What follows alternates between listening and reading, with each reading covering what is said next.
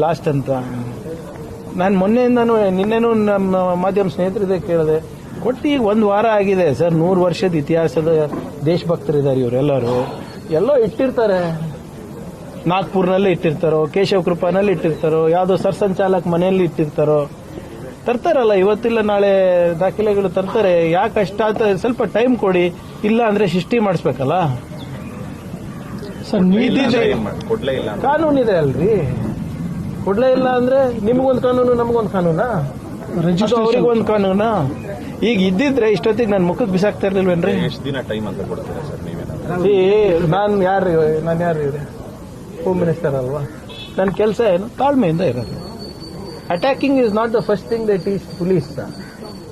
Restraint ಇರಬೇಕು, ತಾಳ್ಮೆ ಇರಬೇಕು, ಕಾನೂನಾತ್ಮಕವಾಗೇ ಮಾಡಬೇಕು. ಆ ಚೌಕಟ್ಟನ್ನ ನಾನು ಮೀರಕ್ಕಾಗಲ್ಲ, ಅವರು ಮೀರಕ್ಕಾಗಲ್ಲ, ನಾನು ಅವರಿಗೆ ಮೀರಕ್ಕೂ ಬಿಡೋದಿಲ್ಲ.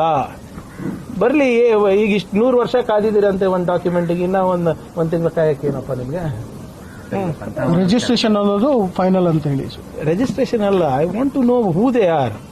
ಈಗ ಮೊನ್ನೆ ನೀವೇ ಕೇಳಿದ್ರಿ ನನಗೆ, ಪ್ರಿಯಾಂಕರ್ಗೆ RSS ಬಗ್ಗೆ ಯಾಕೆ ಕೇಳ್ತಾ ಇದ್ದಾನೆ, ಸುಮ್ಮನಿರೋದು ಬಿಟ್ಟು ಗೃಹ ಸಚಿವರು ಕೆಲಸ ಮಾಡಬಾರ್ದು ಅವರು ಅಂತ.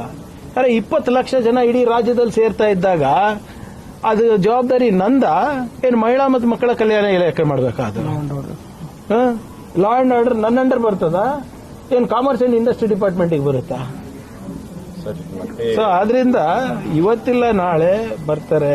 ಸುಮ್ಮನೆ ಯಾರ್ಯಾರೋ ನೀವು ದೊಡ್ಡ ಲಾಯರಿಗೆ ಎಡಿಟೋರಿಯಲ್ ಬರ್ಸೋದು, ಸಾಮಾಜಿಕ ಜಾಲತಾಣದಲ್ಲಿ ದೊಡ್ಡ ಫೇಸ್ಬುಕ್ ಪೋಸ್ಟ್ ಹಾಕ್ಸೋದು, ಅಥವಾ ಯಾವುದೋ ಒಂದು ಪಾಡ್ಕಾಸ್ಟ್ ಮಾಡಿಸೋದು, ಅದೇನೂ ಫರಕ್ ಬೀಳಲ್ಲ ನನಗೆ. ಅಥವಾ ನೀವು ಹೇಳ್ಬಿಡಿ ಅಧಿಕೃತವಾಗಿ ಇವರು ನಮಗೆ ಲೀಗಲ್ ರೆಪ್ರೆಸೆಂಟೇಷನ್ ಮಾಡ್ತಾ ಇದ್ದಾರೆ, ಇವ್ರ ಜೊತೆ ಚರ್ಚೆ ಮಾಡಿ ಅಂದ್ರೆ ನಾನು ನಮ್ಮ ಲೀಗಲ್ ಟೀಮ್ ಅವ್ರಿಗೆ ಕಳಿಸ್ತೀನಿ. ರಮೇಶ್ ಜಿಗಜಿಣಗಿ ಆಡಿಯೋದಲ್ಲಿ ಇನ್ನೊಂದು ಮಾತು ಹೇಳಿದ್ದಾರೆ, ದಲಿತರಿಗೆ ಏನಕ್ಕೆ RSS ಅದು ಅವ್ರ ಮೆಂಟಾಲಿಟಿ ಅಪ್ಪ, ಚತುರ್ವರ್ಣ, ಮನುಸ್ಮೃತಿ. ನಾನು ಅವತ್ತಿಂದಾನೇ ಹೇಳ್ತಾ ಇದ್ದೀನಲ್ಲ, ಈ RSS ಅವ್ರ ಇತಿಹಾಸ